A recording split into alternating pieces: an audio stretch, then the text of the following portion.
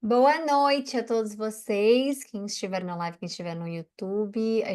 No YouTube a gente está começando agora Eclesiastes capítulo 3. Como eu falei para vocês, o livro de Eclesiastes, ele é um livro de crescimento pessoal, no sentido de ahn, você, você ter o seu momento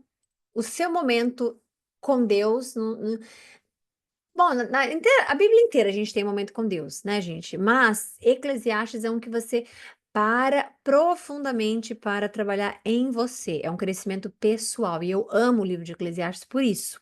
Então, por exemplo, hoje a gente já vai iniciar com Há Tempo para Tudo. Às vezes até parece que é que é um livro de provérbios, de tanto que ele ensina, de tão bom que ele é. Então, vamos iniciar, vamos fazer nossa oração e a gente começa Eclesiastes 3, tá bom? Então vamos lá. Senhor, obrigada por nosso dia de hoje. Como sempre, a gente agradece no início da live, porque não tem nada que a gente precise primeiro fazer do que reconhecer que o Senhor é quem provê para a gente, né? A nossa saúde, o ar que a gente respira, os nossos planos, nosso alimento, nosso trabalho, tudo, né? Absolutamente tudo. Então, estarmos aqui hoje reunidos para a honra do seu nome, para entrarmos em comunhão, para passarmos pelas nossas dificuldades, para passarmos pelo o dia que nós tivemos, né? Independente se ele foi um dia pesado, se foi um dia ruim, se foi um dia bom, se foi um dia chato, se foi um dia legal, se foi um dia produtivo, se foi um dia não produtivo. Eu acredito que o Senhor tem planos para tudo e começar hoje com há um tempo para tudo já é uma das bênçãos do que nós temos vinda do Senhor, né? Então a gente agradece muito, muito, muito pela oportunidade de ter tanta sabedoria num livro entregue para nós, né? Tanto amor no livro para nós. A gente só tem a agradecer e eu peço do fundo do meu coração que o Senhor nos abençoe muito nessa live, me use como seu canal, como sua ferramenta, nos use na nossa vida para que a gente possa aplicar, porque a palavra de Deus ela precisa ser aplicada. Não adianta a gente querer que o Senhor, na sua lealdade, na sua fidelidade, o Senhor nos entregue o que a gente pede em oração, que o Senhor faça o que a gente quer em oração, mas se a gente também não tem uma comunhão com o Senhor, se a gente também não tem esse comprometimento de entender que é um relacionamento. Então a gente só tem a agradecer, porque hoje estamos aqui juntos e vamos, fazer a nossa live e a gente precisa do Senhor nos guiando, o Espírito Santo nos revelando e falando conosco, né? E a gente agradece por esse momento.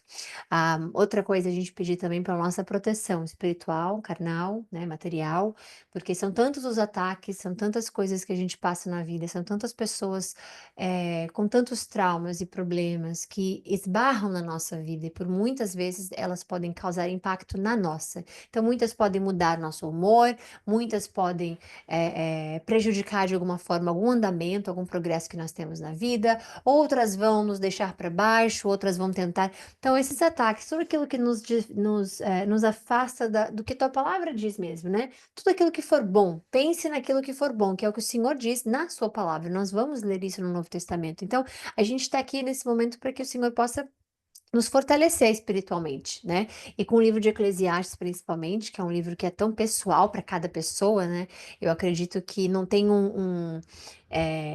uma figura central, tirando, obviamente, Salomão, mas não tem uma figura central para que a gente siga a história daquela pessoa, né? Apesar dele estar falando um pouco sobre ele e sobre o que ele passa, ali a gente está atribuindo as coisas que a gente atribui para nós mesmos. Até mesmo o enunciado, há um tempo para tudo, aquilo já faz a gente, né, meditar no que de fato a sua soberania representa no tempo que a gente tem de vida. Então a gente agradece e pede para que o Senhor nos abençoe nessa live, porque ela é consagrada a Ti, Jesus, e a gente faz tudo pelo Senhor, para o Senhor e com o Senhor. Então nós te chamamos para essa live conosco. Em nome de Jesus agradecemos. Amém. Então vamos lá, a gente vai iniciar Eclesiastes, obviamente com um capítulo que é com o enunciado que já é perfeito por si só, que há um tempo para tudo. E isso você precisa aplicar na sua existência. Você precisa aplicar isso na sua vida. Porque não é somente, realmente, tem um tempo para tudo e deixar quieto. É você entender que que há um tempo para tudo, vindo do Senhor essa orientação. Então, olha o quanto que entender uma frase, olha, isso, o enunciado não está nas leituras originais, né? Em hebraico, essas coisas, eles não tinham enunciados naquela época. Porém, com a tradução, a gente entende o que está escrito. E ele já inicia como há um tempo para tudo. Então, quando você só lê isso, você já consegue, por exemplo, a sua ansiedade já muda de nível. Você já começa a pensar, né? Eu tô ansioso por isso acontecer, mas se há um tempo para tudo, eu vou confiar em Deus, eu vou confiar no tempo dele. Por exemplo, no seu estresse. Ah, isso não aconteceu hoje, não acredito, e eu trabalho isso, e trabalho. E aí você para. Tudo bem, hoje foi assim, mas há um tempo para tudo. Tô melhor, trabalhando, né, sobre isso e aquilo na minha vida. Então. Há um tempo para tudo, não é somente, ai, gente, tá bom, deixa quieto, deu errado. Não é para você atribuir o há um tempo para tudo para coisas negativas. Não é para você atribuir o há tempo para tudo para coisas que não deram certo, por exemplo, no seu ponto de vista. É você entender isso não como um tempo para tudo, mas sim a permissão de Deus para algo. Então, tudo o que acontece, se for algo que você imagina ou sente como ruim, ou se é algo que você imagina ou sente que é bom, ou se é algo que você imagina ou sente que é. Então, não é pra gente pegar esse há um tempo pra tudo e imaginar, há um tempo pra tudo de Deus. Não, é tudo que ele faz está por trás do tempo que ele escolhe acontecer. Então, ao invés da gente falar há um tempo pra tudo, é mais sobre a confiança no tempo de Deus. Seria mais isso. E vamos ver como foi para ele, obviamente, né? E óbvio que o que encaixar na sua vida que se aplique, ok? Então, vamos lá. Para tudo, há uma ocasião certa. Há um tempo certo para cada propósito debaixo do céu. Então, quando você pensa que este livro é também narrado e escrito, né, pelo Espírito Santo, através de Salomão, tudo certo, mas passando a sabedoria e passando o que ele está passando ali para gente, você entende que Deus permitiu. Então, o que que isso significa? Deus está te dizendo, através de uma escrita de pessoas, que há um tempo para tudo. Então, há um tempo para tudo, para uma ocasião certa. Há um tempo para cada propósito debaixo do céu. É uma mensagem que Deus está te avisando. Deus está te enviando e falando isso para você, que há um tempo certo para cada propósito. Ah, mas qual é o propósito? Vida pessoal, vida profissional, vida emocional, vida espiritual. E vida espiritual também. Quanto tempo levou você para ler a palavra de Deus? Quanto tempo levou você para se converter? Somente dependendo da palavra de Deus e nada mais, ninguém mais, nada mais, só Deus. Quanto tempo levou para você? Então, até mesmo para nossa vida espiritual, há um tempo correto para o propósito. Então, Deus tem um propósito porque você está aqui hoje. Deus tem um propósito porque você passar por tantas coisas e agora você está no momento em que você se aproxima mais de Deus. Deus tem um propósito para o qual eu, eu tenho, né, meu trabalho, a vida toda de manhã e à noite é o tempo somente para isso. Deus tem então todo o propósito que nós temos de vida está no tempo certo. Então, quando você fala, hora errada, tempo errado, pessoa errada, sempre a gente vê isso, né? Às vezes, é momento errado na pessoa errada. Como? Se Deus é Deus do tempo, se Deus está sempre no tempo correto, como pode a gente imaginar que a gente está no lugar errado, numa coisa errada, né? Tudo errado? Então, quando ele fala que há um tempo certo, ele está dizendo que há um tempo certo para cada propósito. Não é um tempo errado, não é um tempo de coincidência, não é um tempo de sorte, não é um tempo, é um tempo certo. Então, tudo está no tempo correto, é o que a palavra está dizendo, para cada propósito. O porquê você ter nascido no ano que você nasceu, o porquê você nascer na família que você nasceu, o porquê você ajudar pessoas que você ajuda, o porquê tudo está conectado com um só, que arquiteta as coisas de forma que a gente não entende. Há um tempo certo para nascer e um tempo certo para morrer. Tudo na nossa vida. E a morte, a gente está falando de todo tipo de morte. Seja ela a separação, porque a morte significa separação, ou seja, o espírito separando do corpo, né? A alma, desculpa, a alma separando do corpo. Então, nós temos a morte física. Há um tempo de morte espiritual, que é o que aconteceu com Adão e Eva. Há a morte de separação, então, a espiritual com Deus, né? Especificamente, relacionamento com Deus. E há um tempo certo para as coisas acontecerem. Então, tempo de nascer, é quem escolhe. Lembrem-se, não é há um tempo para tudo, no sentido de o tempo é o Senhor, né? Tem umas coisas assim, o tempo é o Senhor do não sei o quê. Não, é isso aqui, ó. Ele decide o tempo para tudo. Sempre Deus. A gente precisa sempre focar na soberania de Deus.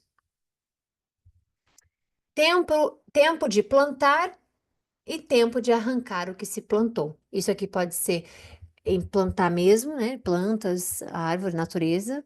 E as coisas que você planta na sua vida, as sementes que você planta, seja num trabalho, seja numa amizade, seja tudo que você faz é você plantando algo.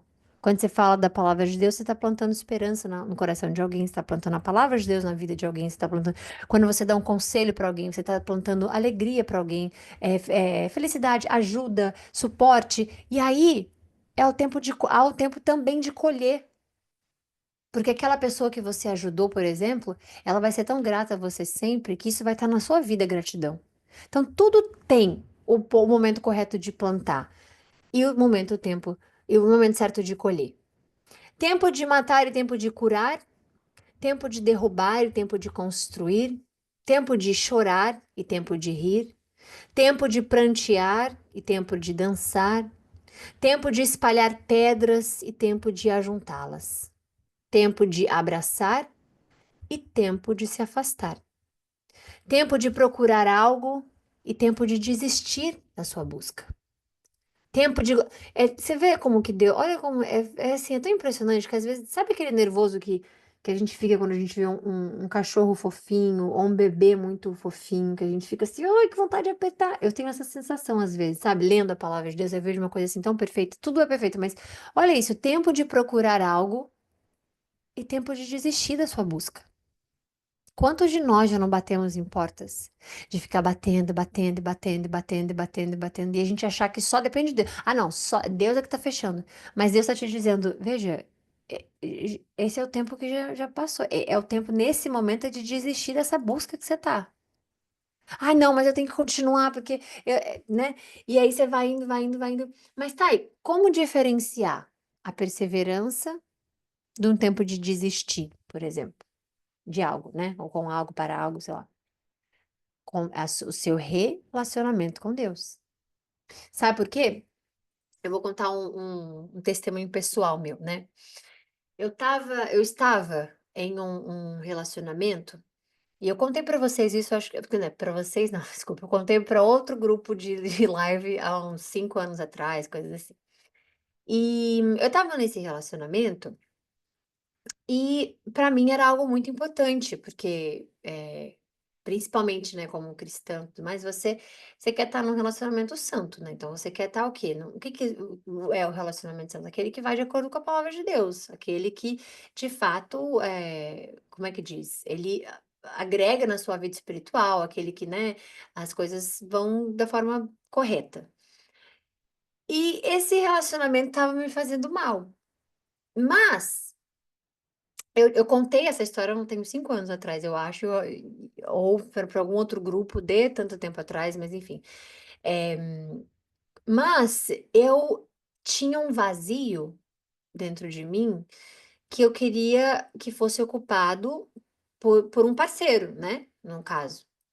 Então, aquele vazio, aquele buraco ali, eu não conseguia imaginar que eu tinha que colocar Jesus, sabe. Eu achava que era que alguém, sem ser Jesus, que eu já tinha Jesus, tudo certo, tudo ótimo, mas alguém tinha que, como é que diz? Completar aquele buraco no meu coração, aquele espaço ali tinha que não adianta. Então eu estava nesse relacionamento e eu continuava. Eu via vários sinais, mas continuava. Eu via outros sinais e continuava. E aí algumas das, migalhas, digamos assim, que caíam sobre aquela mesa, né, que eu estava me alimentando, era o suficiente para mim. Então eu continuava, e eu continuava, e eu continuava. Certo dia, foi um dia que, algo muito triste aconteceu, e eu comecei a orar para Deus, né. Porque há um tempo certo para tudo. Até mesmo para você, como ele acabou de falar, para chorar, versículo 4, volta ali em cima, você vai ver, tempo de chorar e tempo de rir. Então eu falei: "É o meu tempo de parar de chorar", porque estava me fazendo muito mal. E essas decisões não vão partir de Deus. É por isso que eu tô falando para vocês: "Tá, e qual que é o tempo de parar da busca, desistir da busca?", igual ele tá falando aqui no versículo 6, né. Então, esse tempo chegou. E eu falei: nesse momento, eu decidi que há um tempo para eu rir, que o de chorar já foi". Então eu orei para o Senhor e falei: "Senhor", eu estava lavando a louça. Eu falei: "Senhor, eu não quero mais sentir, amor por essa pessoa. Eu não quero o mal da pessoa. Eu não quero, não, eu tô dizendo assim, de amor, de um homem para mulher, de mulher para um homem, né. Eu não quero sentir esse amor mais. Está me fazendo mal. Não está de acordo com o que o Senhor quer para mim". Um relacionamento que vem do Senhor, ele não vem com lágrimas. Ele vai passar por lágrimas, porque todos nós temos altos e baixos, nós somos seres humanos. Imagina juntar 2 seres humanos, a complexidade que é. Mas ele não está trazendo nenhuma felicidade. E é o meu tempo de rir. E eu queria que o Senhor tirasse esse sentimento de amor, porque qualquer término, qualquer, separação, qualquer morte emocional, física, dói. E eu não aguento mais, eu não quero mais. E eu gostaria de quebrar esse ciclo agora, mas que o Senhor tivesse piedade de mim, porque eu não queria sofrer a dor especificamente, eu queria simplesmente parar de sentir esse amor e acabou. E vocês têm o meu testemunho, e Deus é minha testemunha nesse momento, olhando para mim agora, nesse momento, dando ar para respirar. Que naquele momento eu não terminei de lavar o meu copo, eu não terminei de lavar o meu copo. E nesse momento que eu falei: "Senhor, eu não quero mais sofrer a dor de gostar dessa pessoa. Eu gostaria que o Senhor tirasse do meu coração, porque eu sei que se eu normalmente sozinha, por mim mesma, chegar: 'Ah, vai terminar, acabou', se eu fizer isso sozinha, eu vou sofrer e eu não gostaria de passar por isso. Por favor, tira esse sentimento como mágica do meu coração". Putz, tipo assim, pum, não amo mais, acabou. Eu não terminei de lavar o copo e eu comecei a ver ele de uma forma completamente diferente. Completamente. Eu não sei explicar para você, obviamente, tudo que é sobrenatural não se tem explicação, ciência alguma pode comprovar em nada. Eu terminei de lavar o copo e é como se eu só conseguisse ver aquela pessoa como um amigo mesmo.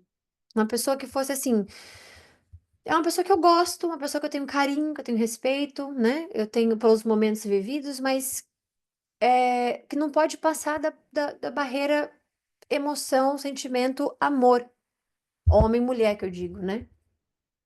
E eu, gente, cultivei um amor, fraternal por essa pessoa que dura até hoje, a gente se fala até hoje, mesmo, e até hoje que eu digo, tipo, literalmente hoje, já falei com ele de manhã, falei ontem também, tinha um show que ele queria participar, me ligou para ver se eu podia ir, tudo mais.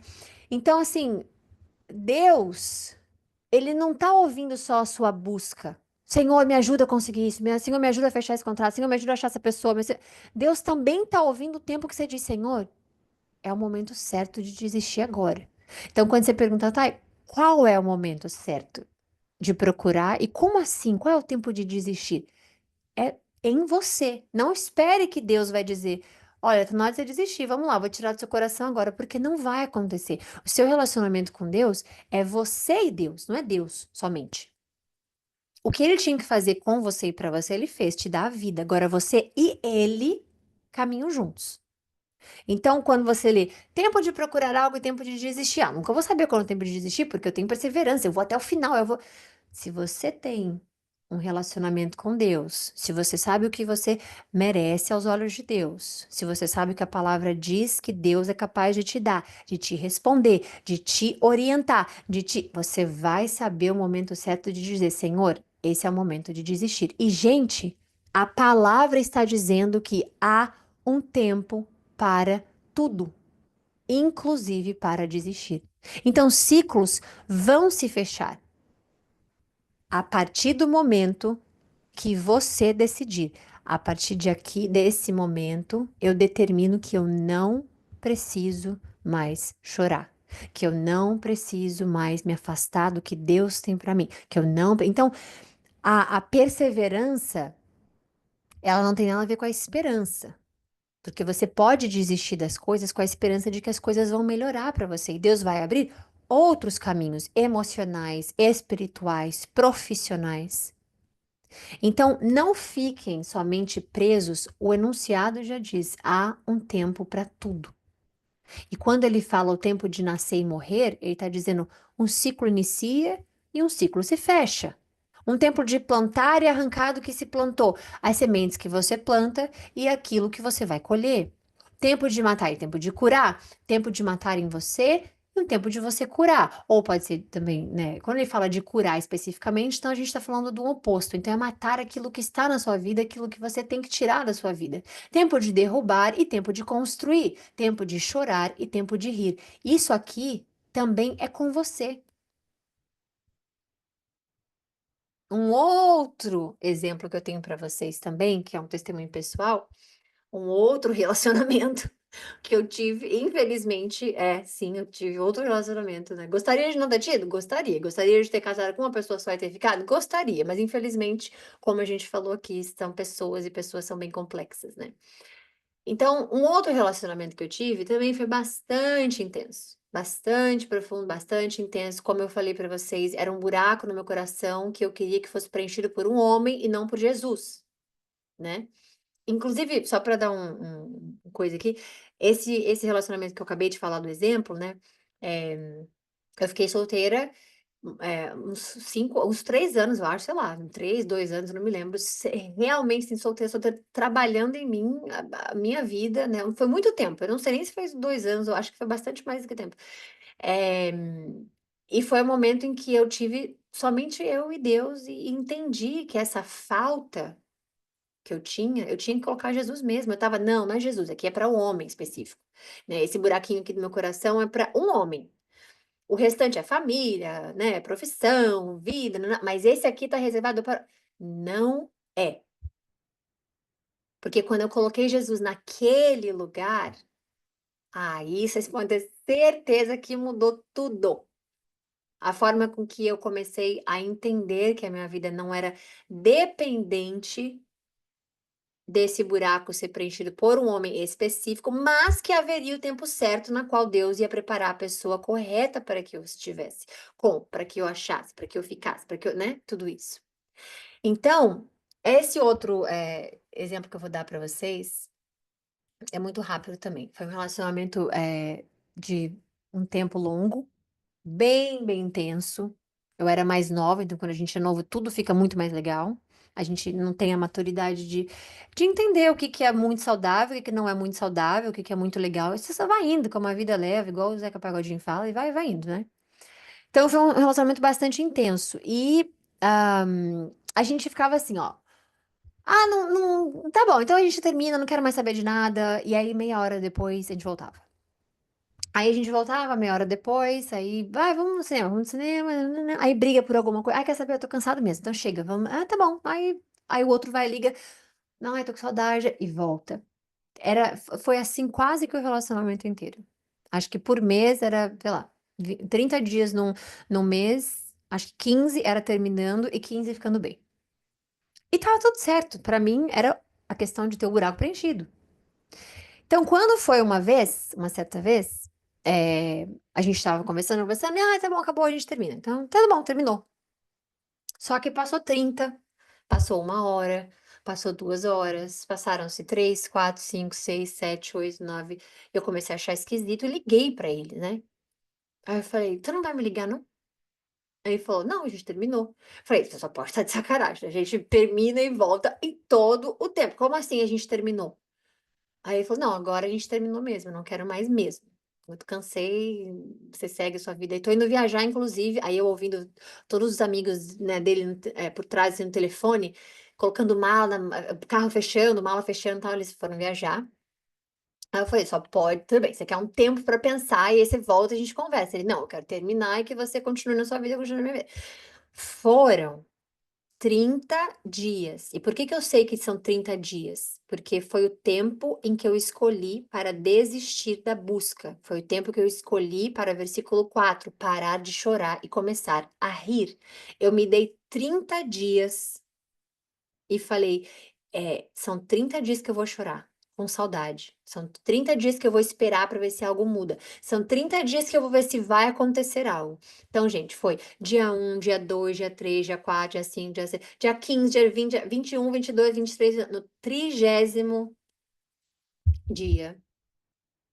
Não me ligou, não me mandou mensagem, também não liguei, não mandei mensagem. Eu levantei da cama e falei: "Aqui acabou o tempo de chorar". E aí depois, obviamente, segui minha vida, né, sigo a vida dele, tudo mais, tudo mais.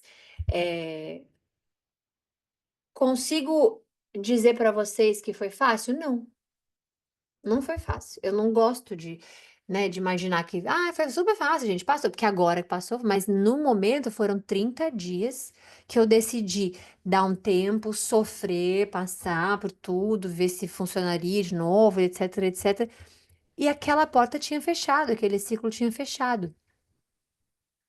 Então, o que que significa isso? Que quando Deus fala que o seu tempo de buscar algo vai existir, é porque vai. Agora, o seu tempo de desistir também vai. Mas se você ficar esperando para Deus somente fechar a porta e dizer: "Olha, vai acontecer uma catástrofe para você ver, porque eu já estou te mostrando tudo na sua frente, todos os sinais que você precisa".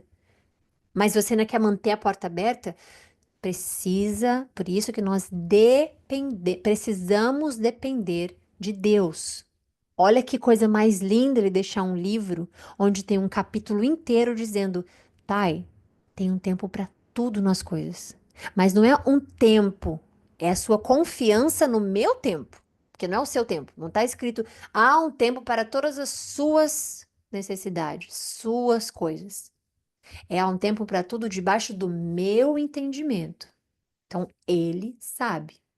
E se ele sabe, onde é que você vai buscar se é de fato o tempo de desistir ou de continuar? Com ele. Então, você vai ter que tomar a iniciativa.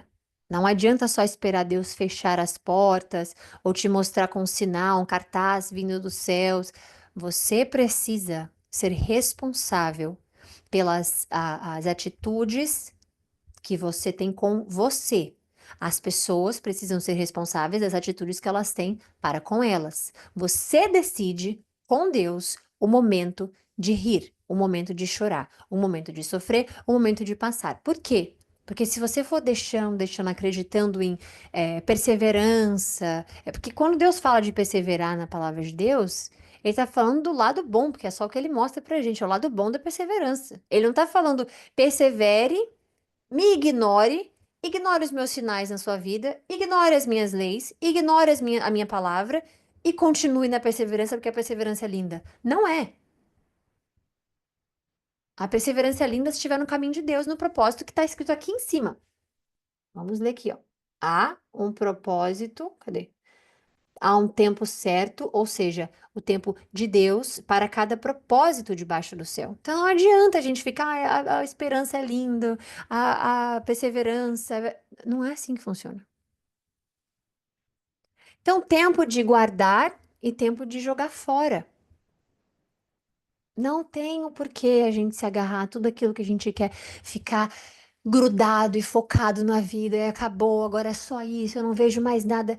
Você precisa jogar fora muitas coisas na sua vida. Você precisa jogar fora do seu coração a tristeza, o ressentimento, a mágoa, a dor, a inveja, o medo. Você precisa jogar fora. Então Deus está dizendo: você vai guardar coisas e outras você vai ter que jogar fora. Há tempo de rasgar e há tempo de consertar. Vão ter coisas que vão se rasgar e vão ter coisas que você vai consertar. Esse é importante. Tempo de calar e tempo de falar. Esse é bastante importante. Porque quando a gente fala do calar e falar, a gente está falando sobre um dos pontos mais importantes da palavra de Deus, quando ele fala que a nossa língua ela tem o poder da vida e poder da morte. Morte e separação e morte, dependendo. Se tem um cara na sua frente com uma arma, você vai falar uma coisa ruim para ele, se ele tiver no mau dia, já era. Então a língua ela, ela tem o poder da vida e da morte também física, não só da espiritual. Por quê? Porque a sua vida espiritual ou a sua vida emocional, você falou uma coisa que vai magoar alguém, aquilo ali machuca mais que uma facada. É como se sua língua fosse um chicote e você tiver. Então, quando ele fala que há um tempo de calar e um tempo de falar, ele tá te ensinando que, olha, nem sempre você tem que abrir sua boca. Nem sempre você tem que retrucar. Nem sempre você vai ter que se escandalizar. Nem sempre você vai ter que gritar para ser ouvido. Nem sempre você vai ter que chorar, reclamar para poder. Não, não é isso. Então, o que ele diz é: você vai ter o tempo certo para você falar. Mas você também tem o tempo certo de calar. E isso mexe no nosso orgulho, mexe no nosso ego, mexe do jeito que nós achamos que temos que nos como é que diz? De nos é, esqueci a palavra em português agora. Como é, gente? Calma. Tempo de se comportamento, tá? De você se comportar. Então, tudo isso é debaixo de uma simples frase, tempo de calar e tempo de falar. Ah, não, mas eu não consigo. Eu não levo nada para casa. Não, eu não consigo porque eu não deixo barato. Eu não de- Isso vai aonde? O que que Jesus fala? Se alguém te deu um tapa numa face, você vai virar outra. Isso se encaixa ali, que é o tempo certo de você levar o que Jesus fala de levar né, um tapa na cara da outra face que ele fala.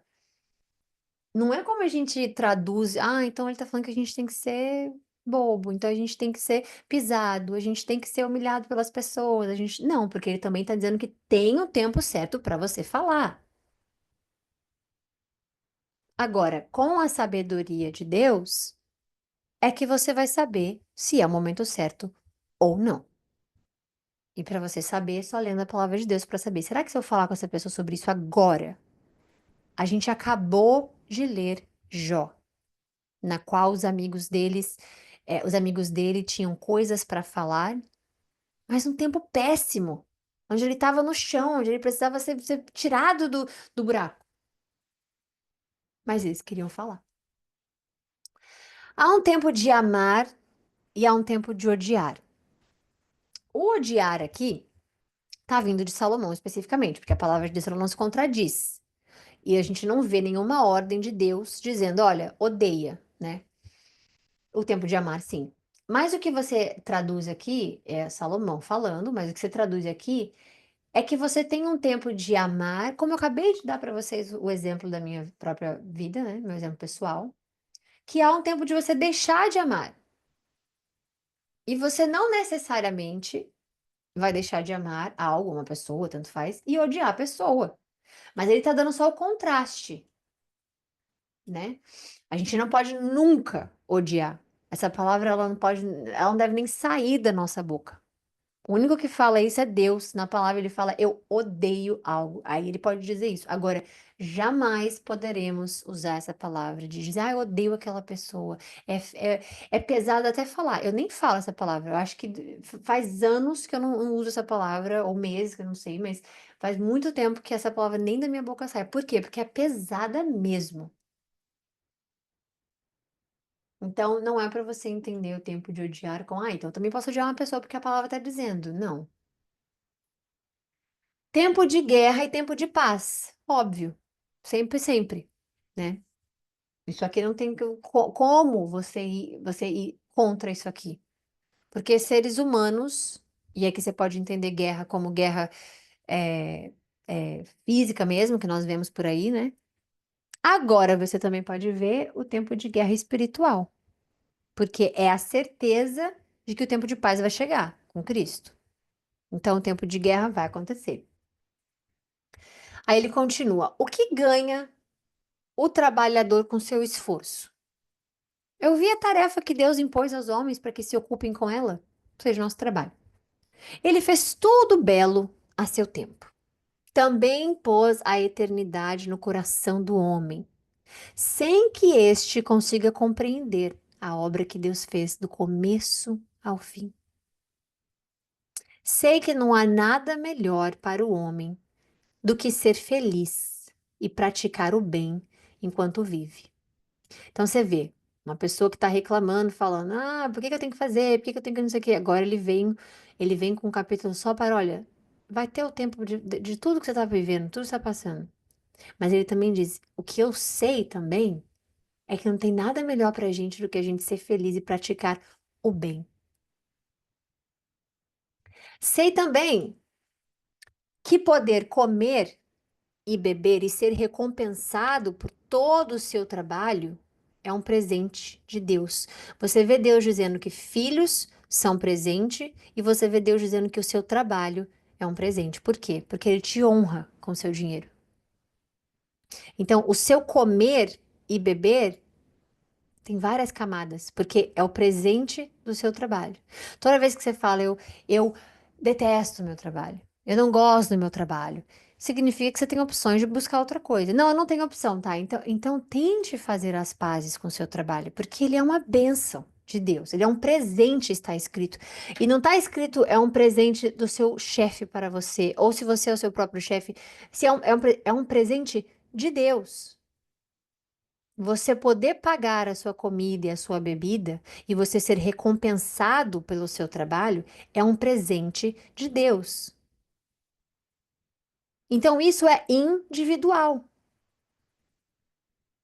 Isso é uma bênção, é uma honra entre você e Deus. Você ter o seu trabalho e você honrar a sua comida e a sua bebida.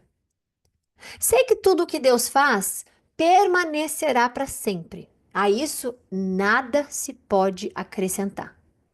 E disso nada se pode tirar.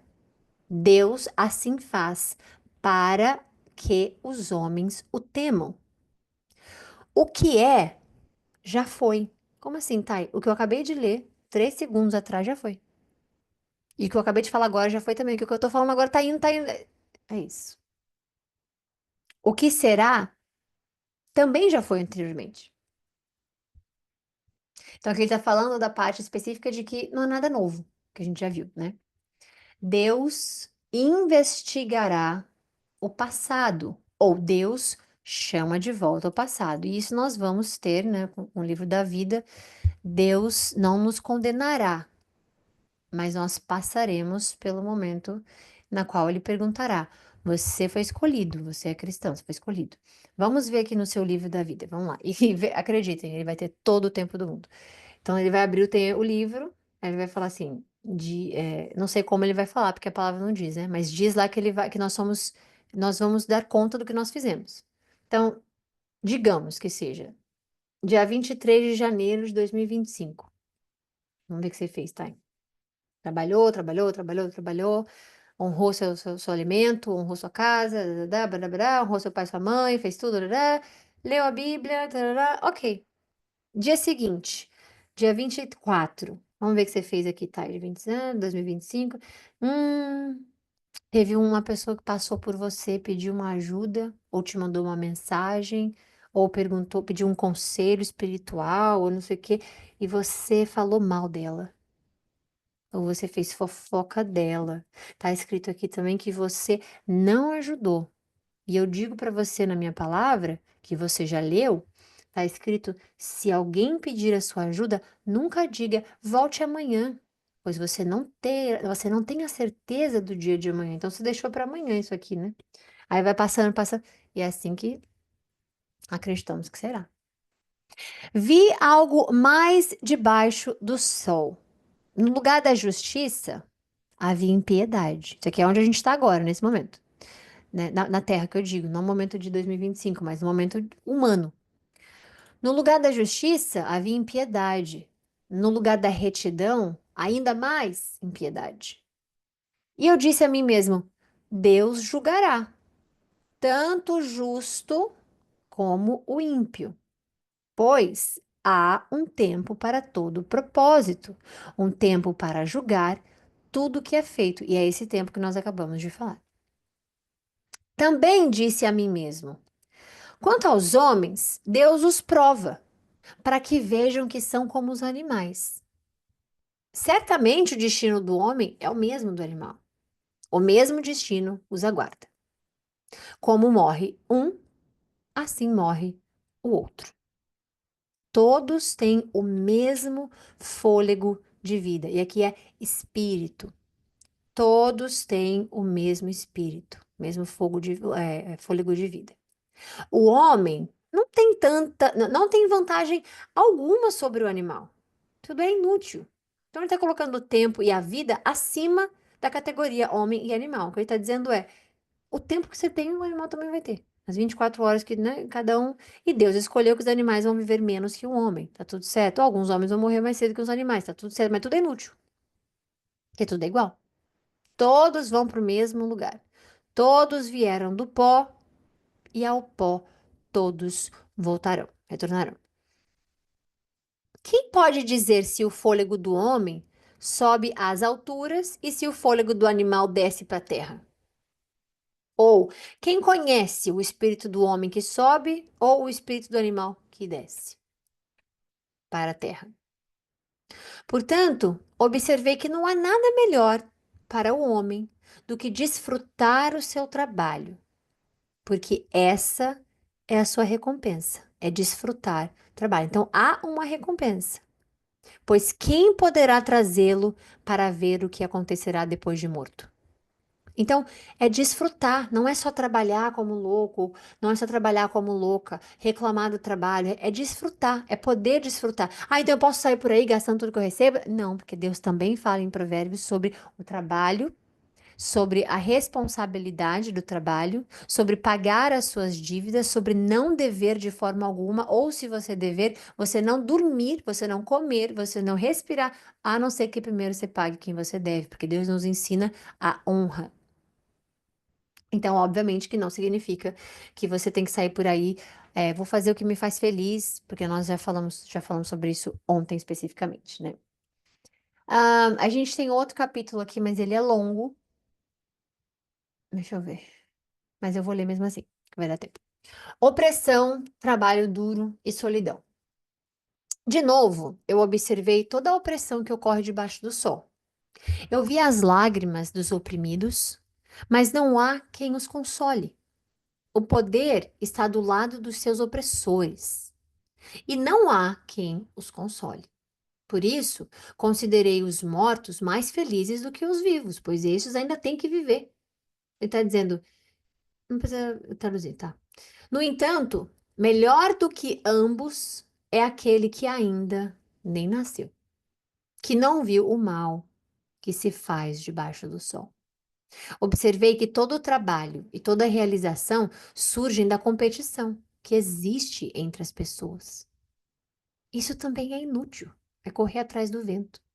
E isso é tão lindo, porque quando você foca na competição, é inútil, tá escrito aqui, ó, é inútil, também correr atrás do vento. Não, tá, mas aí existe a comparação, competição é igual a comparação.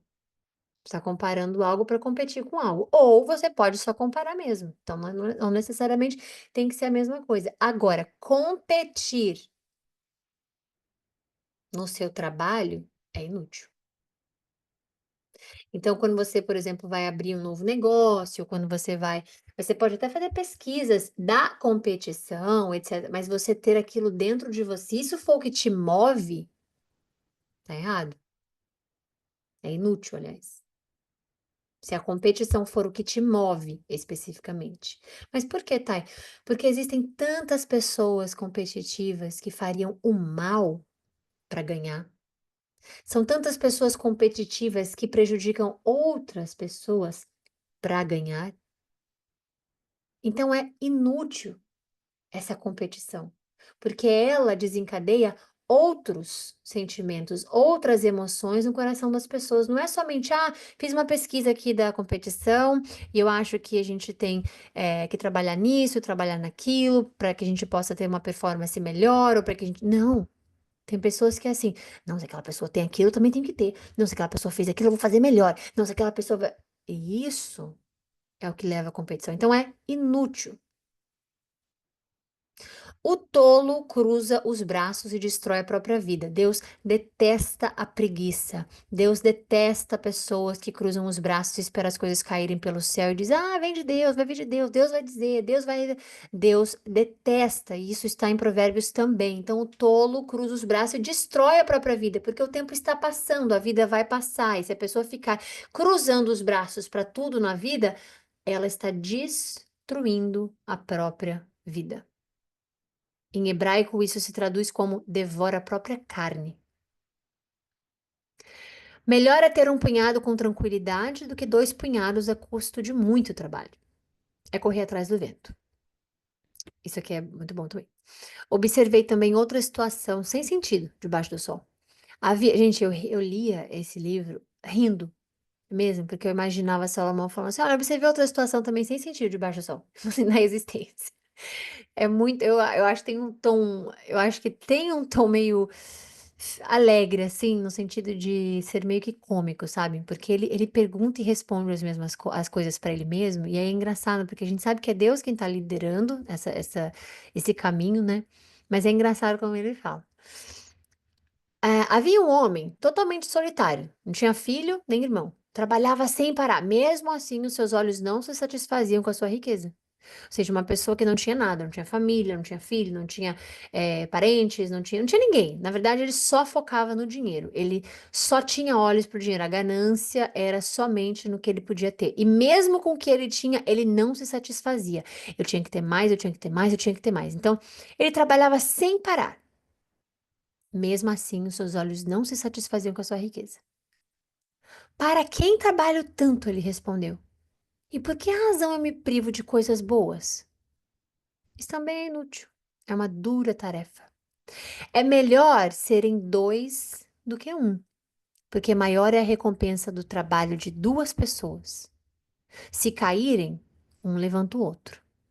Mas pobre do homem que cai e não tem quem o levante. Então,